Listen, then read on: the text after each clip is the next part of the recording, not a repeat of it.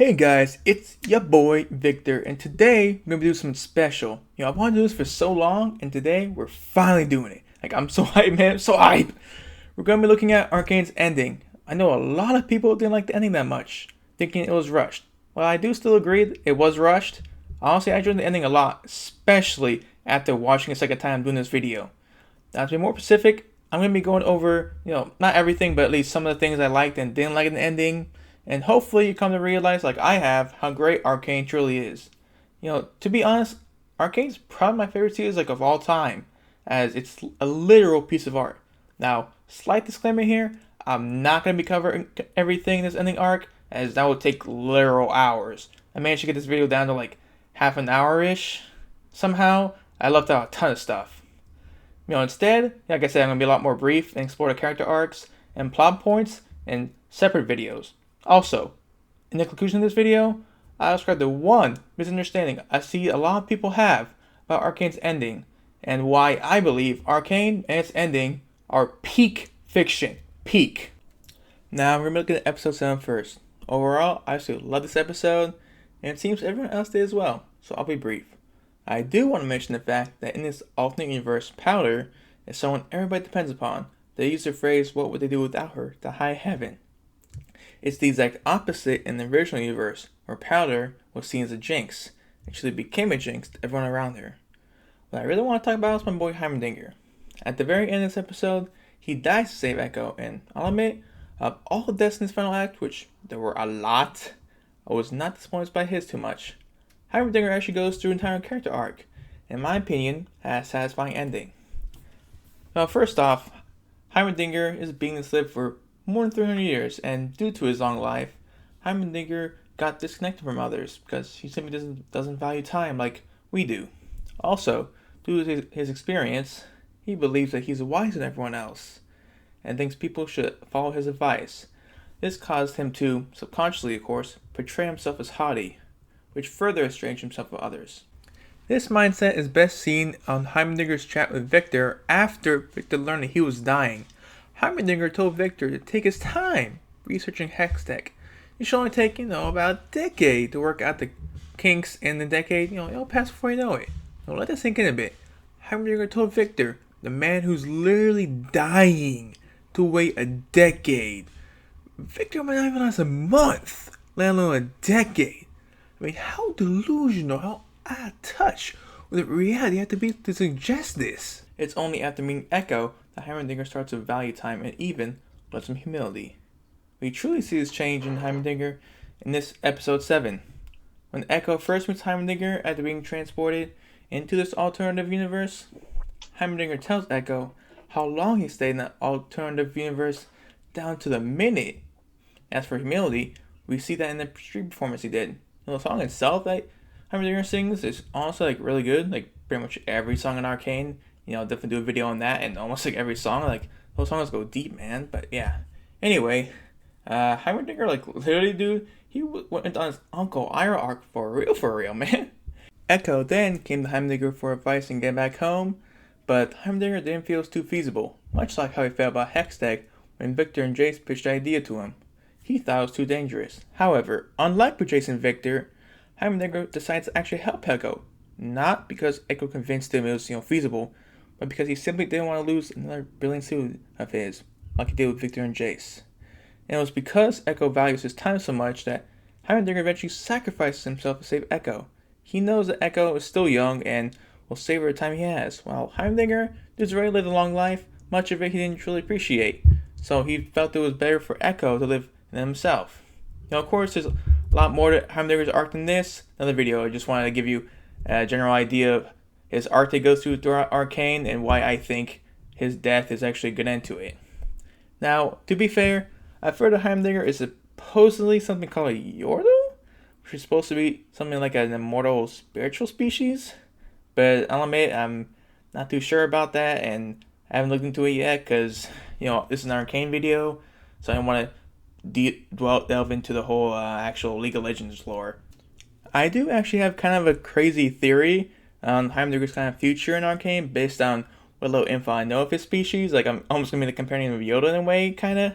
So stay tuned for that video. It's definitely going to be Interesting. Now I'm sure you're wondering, how could you talk about episode 7 and barely mention Echo, who's the star of this episode?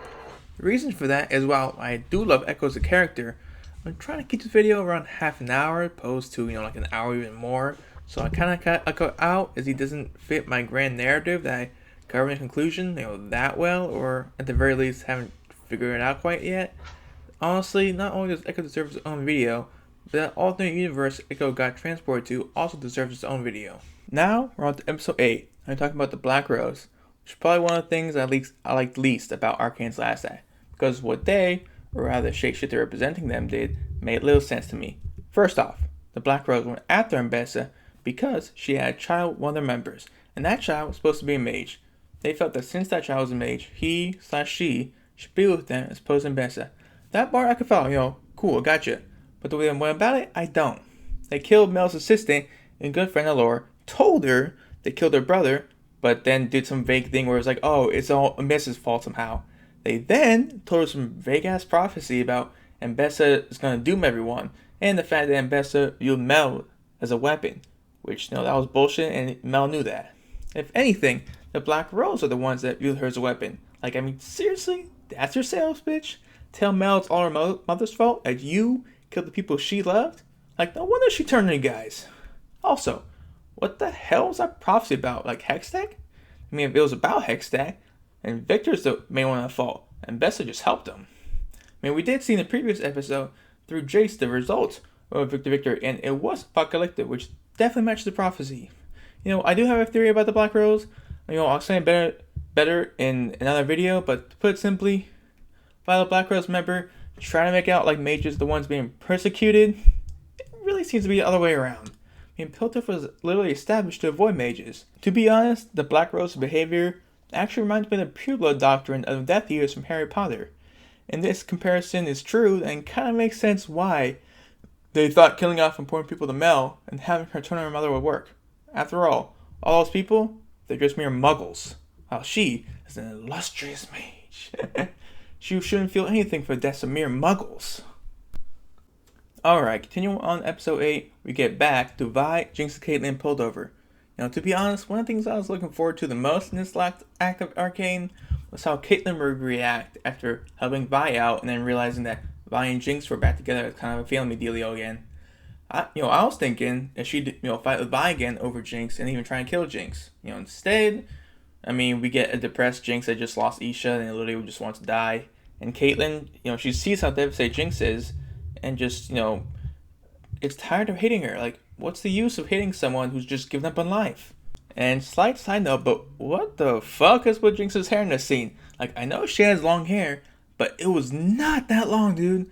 Again, it's probably supposed to, represent depression and stuff, but, why is it so long? I don't know why I'm so fixated on this, but still, why? Alright, well, anyway, at first his interaction, disappointed me, but, after rewatching, I've changed my mind about it. And the reason I did is because of the scene later in this episode, where Jinx has a conversation with Silco. First thing, when I watched the scene, I was hyped. I was literally, I was thinking, I was like, guess who's back? Back again. Silco's back. Tell a friend. And in case you don't know what I'm referencing to, it's from Eminem's song Without Me. And of course, I'm terrible at singing. But what would be kind of awesome if I actually did it'd be cool if you did almost a remix of that song referencing Silco. That'd be awesome, man. But damn, I suck at singing though. I would take I don't know. Again, video idea. That'll probably take a long time for me to do. Anyway, back on track. Anyway, this scene is probably one of the most important scenes in this act. Not to mention the entire series. In this scene, Silco tells Jinx that killing is a cycle. In other words, hate breeds hate. Silco then went on to tell Jinx that your greatest enemy is yourself. You, or it limits yourself the most, not others. Silco thought he'd break free of his limitations by killing his would-be jailers, in this case Piltover, but he found that was wrong. Instead, to break the cycle, one must walk away. This mentality is, I believe, one of the core themes of Arcane. And many characters struggle with this. Since I started this rant on Caitlyn, I'll cover her first, briefly. At the beginning of Season 2, Caitlyn's mom died at the hand of Jinx, starting a cycle of hatred between them. Caitlyn's hatred for Jinx blinded her.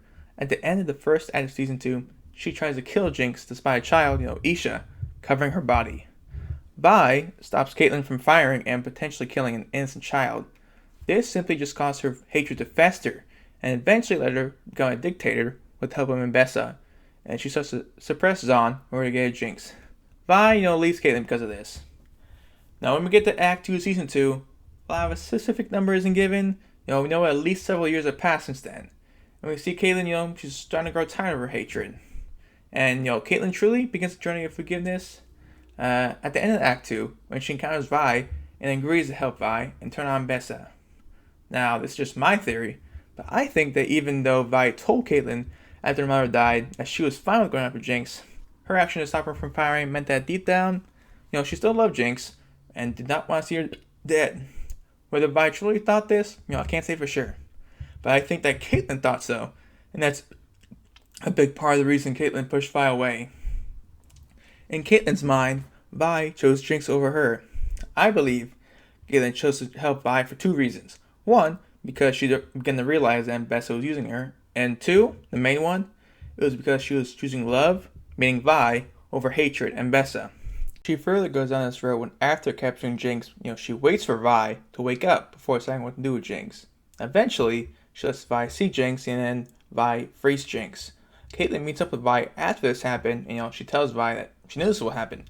In other words, she told Vi she's willing to actually try and forgive Jinx because of her. This time, she's choosing love, Vi, over hatred. Caitlyn, in my opinion, in this moment, broke out of the cycle and completed her character arc. Of course, there's a lot more to character arc than this, but that's another video. There are, of course, more characters that are played by this cycle, like Silco and Vander, but I'll cover that in another video. Instead, I'll speedrun through the most important cycle of hatred, that between Jinx and Vi. In Season 1, Vander and everyone dies, and Vi blames Jinx for it, and in Jinx's eyes, abandons her. Jinx sees Vi again, but, she's traipsing around with Caitlyn, a member of the Forces, the group who literally killed her parents. Then Vi sees Jinx, but she's in cahoots with Silco, the man who killed Vander, her adoptive father. Then, in Jinx's eyes, Vi chose Caitlyn over her, and she goes off the deep end because of this. And her mental breakdown eventually led to Silco's death, which, in Vi's eyes, actually kind of absolved her beef with her. But then, Jinx killed Caitlyn's mom, starting the cycle all over again. Vi loved both Caitlyn and Jinx, but their feud proved too much for her to solve, and she was left with a seemingly impossible choice between the two. Vi instead ceased between the two during the entire Season 2, unable to truly pick a side in the ultimate lover's triangle. Jinx finally realized when Vi broke her out of her cell that Vi was never going to be able to make a decision, so she'd make it for her. Jinx, like Caitlyn, would break the cycle for her love of Vi, but this meant she'd leave Vi forever. There are, of course, a lot more details of this, and I'll cover in another video. Alright, now we're finally moving on to the final episode of Arcane, and I'm going to start with Jinx's attempted suicide scene. That song that comes in with it, it was so good, man. Like, first time I watched it, I'm not gonna lie, I shed a few tears. Man, how could you not? And if that scene didn't get you, and the scene where, at the end, where Jinx saves Vi and supposedly falls to her death, when this same song plays, damn, man. Of course, my boy Echo eventually comes in and stops her, but I gotta say, that's such a powerful scene, man. Now, we're on to the war itself, and the first thing I want to mention, which I didn't like, is how Arcane treats some of the minor characters and why a lot of people, including myself, found Arcane's do in the last act in particular rushed. In particular, I'm going to mention the deaths of Loris and Maddie, which, in case you don't remember, are of these two people. When Loris died, my initial reaction was, oh no, homeless dude! Anyway, I'm kind of curious how Vi will react since she, clearly cares for him. We see that she's sad, but she literally immediately moves on, and he's never mentioned again. With Maddie, she literally betrays Caitlyn. Yet Caitlyn just looks at her pissed, and then, tries to break free, Mbessa puts her in place. Maddie then tries to shoot Caitlyn and dies when Mel deflects the bullet back at her. And I was like, what? Okay. And, just with Loris, she's never mentioned again. Of course, looking back on it now, I think the reason Arcane went on this route, as opposed to, the almost cliched version, loved one falling in battle, main character, screams, shouting, no, no. Battle, stops around them, get epic music, stuff like that. In a real battle, if you actually stopped like that, you get your ass killed. And, and Vi and Caitlyn, they're warriors. They acted as such, concentrating on the battle first, and they're going to grieve later. Again, I'll cover this stuff more in depth in another video. Next up, we have Mbessa's death, which when I first saw this, I was like, no, they did not just kill off Mbessa like that, did they? But of course, looking back on it, and while I'm still disappointed about it, I think Arcane ultimately had her die like that to serve as a stepping stone for her daughter Mel. Before the fight even began, Mbessa told Mel that she was a fox, and when Mbessa dies, she had a smile on her face and said to Mel that she had become a wolf. In fact, during Mbessa's fight with Caitlyn and Mel, Mbessa's troops surrounded the three of them, but they did not help in the fight at all. At first, that was some sort of like Noxian honor thing, but I think it goes even deeper than that. To me, it seemed like Mbessa was testing Mel. Throughout the entire series, Mbessa has been telling Mel that she was too soft, that a wolf shows no mercy. When Mel delivered the final blow, she said, "A wolf shows no mercy," and Mbessa knew at that moment that Mel had grown up, that she didn't need her protection anymore. Of course, there's a lot more regarding the reason behind Mbessa's death, but again, another video. Now, let's move on to Jace and Victor's final confrontation. Victor believed that humanity's emotions are what led it into an endless cycle of hatred and killing. His way of breaking the cycle was to rid humanity of his emotions to achieve what he called perfection. However, as we see through Jace's flashback to episode 7, when he met with an alternate version of Victor, trying to break the cycle through cutting off emotions has disastrous consequences. Jace argued the beauty of humanity lies in its imperfections and emotions. What Victor found to be the core of humanity's imperfection. Ultimately, that's what makes us human. Emotions, also, they do not just lead to a cycle of hatred. It can also lead to a cycle of love and understanding under the right circumstances. By cutting off emotion, you're cutting off not only the worst parts of humanity, but the best parts of it as well. What you're left with is simply nothing, as is seen in the alternate universe where Victor won, where there was simply fields of dreamless solitude. There is a lot more to this scene and Victor and Jace, but I'll just end this saying that I love that moment when Echo saved the day. It got me so hyped. Go Echo, yeah! But also, that moment when Jace decided to stay and help Victor fix their mistake, hashtag, that was like the ultimate bro moment, and I love that moment, man. So hyped, so good, man. Now, we've reached the ending, and there's a lot to cover in the epilogue. First, Sevika joined the council as representative of Zaun, and honestly, I'm so interested in where that leads to. Piltover and Zaun came together to fight Mbessa and Victor, but their cycle of hatred, that goes back generations, so time will only tell if they'll truly break off from the cycle of hatred and enter a cycle of love and understanding, as they deal with the repercussions of an invasion by a Noxian general. Second, Sing, my boy Sing, he actually succeeded in bringing his daughter back to life, so I'm really excited to see how that plays out. Third, Mel heads back to Noxus, and honestly, I'm so excited to see Noxus and finally get some backstory, Black Rose and Bessa and all that. I'm excited for that. Lastly, it is heavily implied that Jinx is still alive. Briefly mention it. We see Caitlyn access architectural plans of the place where Jinx fell down, and she's holding a monkey head of the grenade Jinx held before she fell down, and you can see there's a duct that Jinx could have used to escape, and we know how fast Jinx is, she definitely could have done that.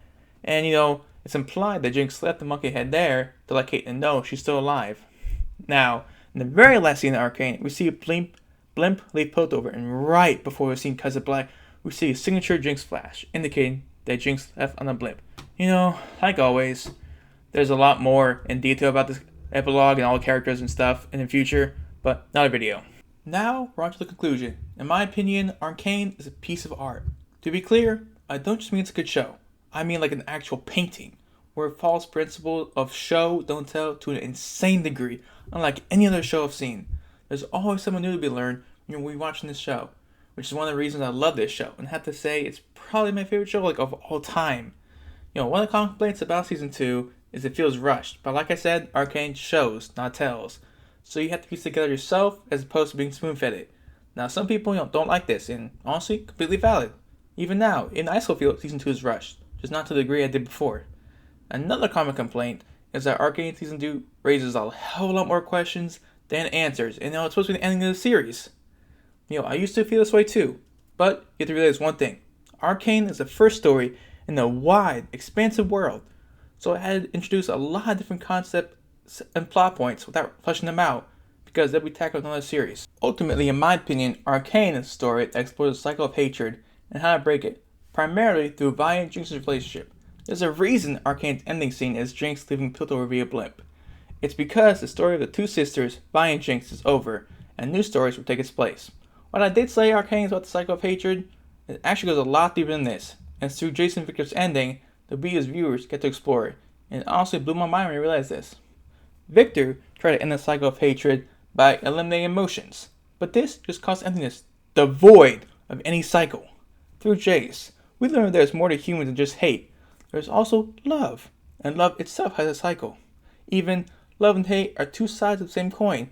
There's a cycle of interchange between them. Ultimately, everything is part of some cycle. We see this through Caitlyn as she hates Jinx because she killed her mother, and after she forgives Jinx, she breaks out of the cycle of hatred and enters one of love with Vi. Vi and Jinx hate this concept to an even higher degree, but entering a cycle of alternating between cycles of hatred and love. A cycle within a cycle, if you will. However, just when it seems Vi and Jinx finally patch things up, a new cycle emerges, that of karma. Jinx has committed numerous crimes in Piltover, and no matter how much good she does, it will never offset them. This is one cycle that can only be broken by leaving Piltover, and Jinx does just this. Okay, I think by now you get the point I'm trying to make. And like I'm going to say again, the whole cycles concept deserves its own video. But I do hope that after watching this video, you have a better understanding of Arcane and have come to appreciate it for the work of literal art that it is. Lastly, I want to talk about my next videos. As you can see here, this is a list of videos I promised to make. And it's a lot of them. I mean, Arcane is just such an amazing story. So much to analyze, man. Of course, if you guys have a preference, comment down below. Now, additionally, in order to make some of these videos, I'll be actually rewatching Arcane from the very beginning. Now I want to make what I'm going to call like reaction/review videos in each individual episode. They'll be kind of like reaction videos, but I'm going to take out the sections that play the show itself and kind of just have a screenshot while I comment on it. Mainly because of copyright stuff, I don't want to get copyrighted. And to make the video shorter, just kind of a thing if you guys like it or not. And I can use it for also other series as well. So I definitely hope you guys like that. And as for how many videos I'm going to produce, I don't know, usually like 2-3 a week. I still got job and everything. Of course, if this YouTube thing goes well, I'll have more time doing all this. But anyway, if you want me to get more videos out, like, comment, subscribe, and everything, I'll definitely help you out a lot. Peace.